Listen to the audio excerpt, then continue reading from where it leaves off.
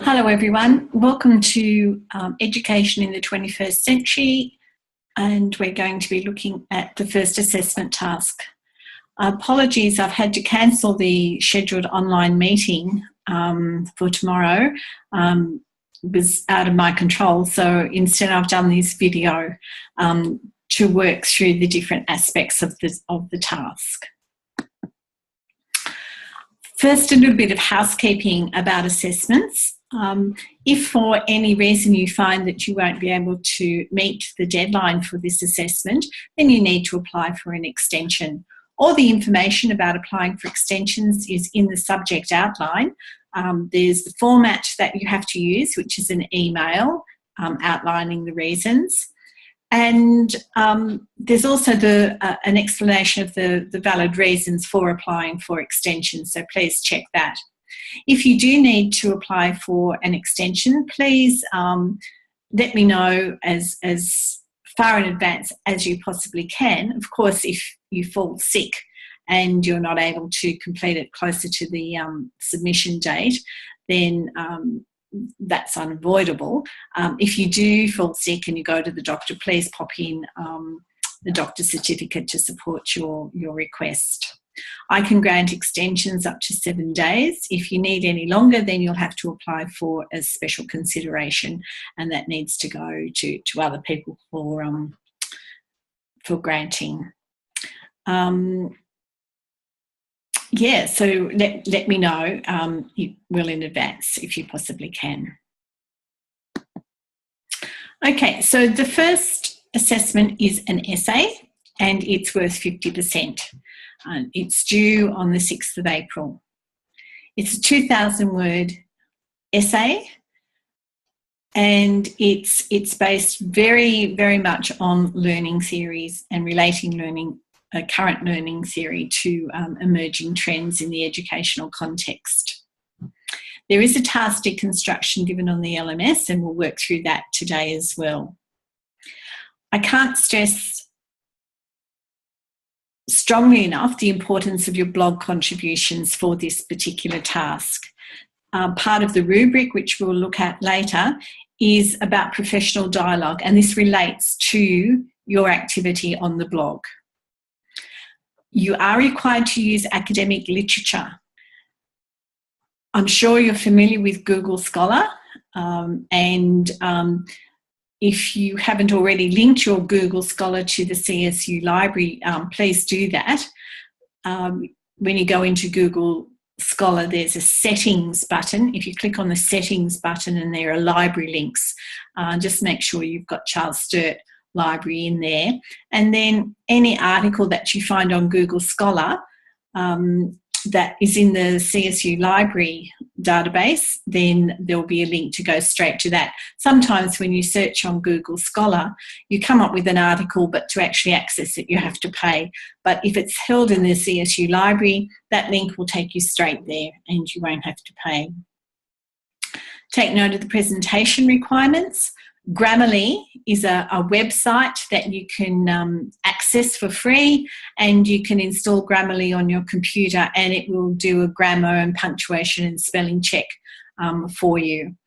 Don't forget to use the Allen service. If you go to the Study Success tab on your Interact 2 site, people at Allen are happy to proofread draft assignments there as well. The Allen group can help with referencing, and there's lots of referencing tools and examples that you can follow as well. Okay, so let's have a look at the actual task. In Module 3 of in the learning materials, you'll be doing a lot of work about theorists, and this will form the basis for this assessment task. In this module, there are 2 blog posts required.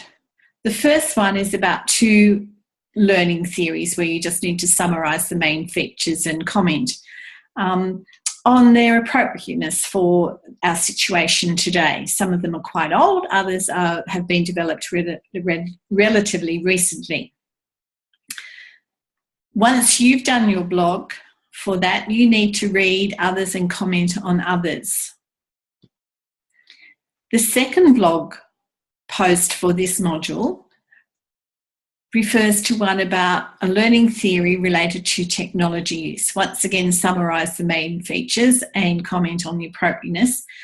Then go and read and comment on others. So this dialogue that you will have with others will form the basis for this task, because you will need to use one of the blog discussions as the basis for your task.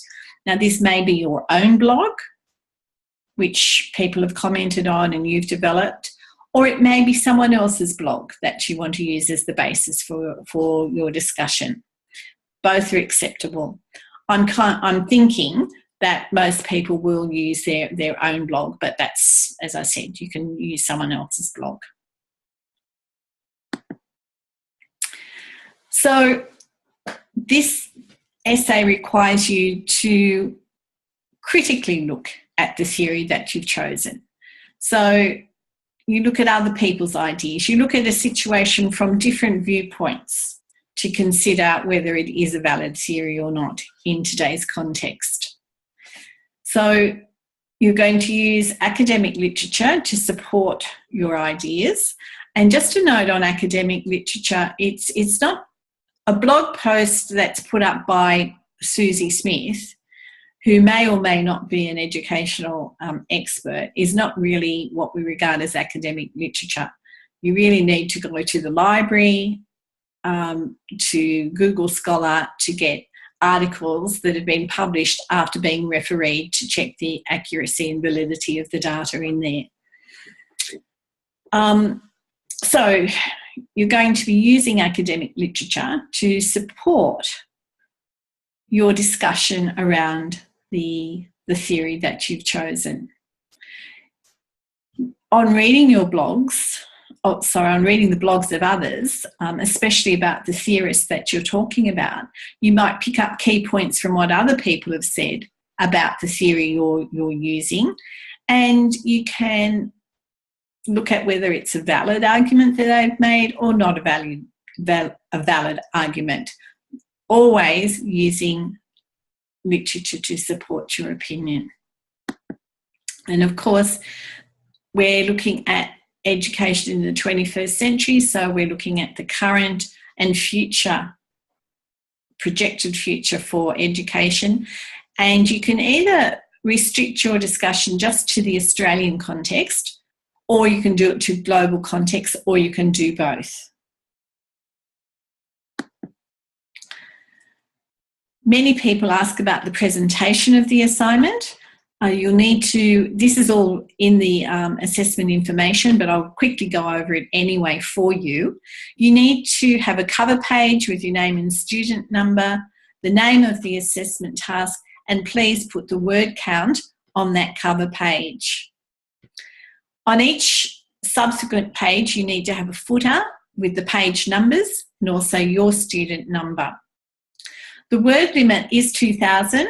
It has a 10% tolerance, so 10% more or less falls into the acceptable range. And the word limit does not include the reference list. In the information in the LMS, it says to use the headings listed in the deconstruction. It's not necessary to do that, but you do have to produce a report. So you need an introduction where you summarise what you're going to be talking about. Then the body of the essay is the discussion of those different aspects, and then the conclusion where you draw it all together. One of the biggest problems students face is that they don't proofread correctly.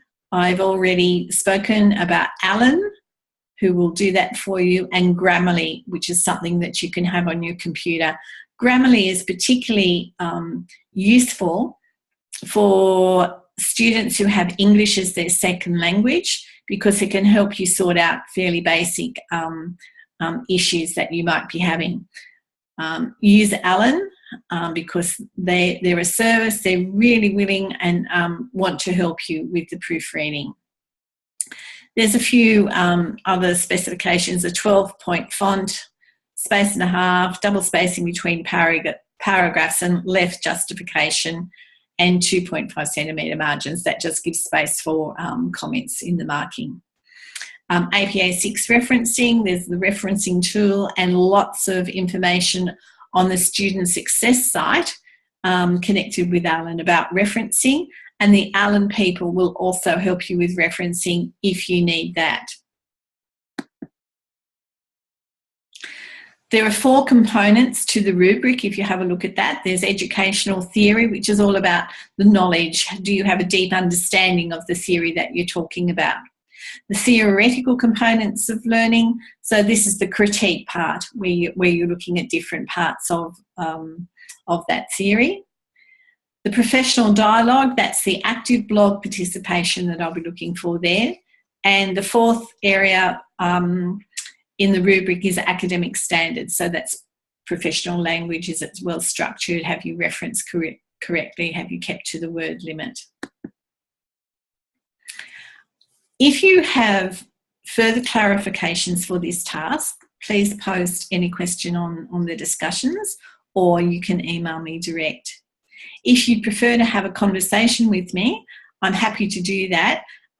You'll need to email me your telephone number and a couple of convenient times so I can make sure I can be available at those times. I don't have a CSU number because I normally work from home, so that's why I need you to send me your phone number. Okay, the assessment task is not for a little while, so continue working through the modules, and remember that module on learning theories is the really important one, the basis for this task, and the blog posts form the core of that. Okay, until next time.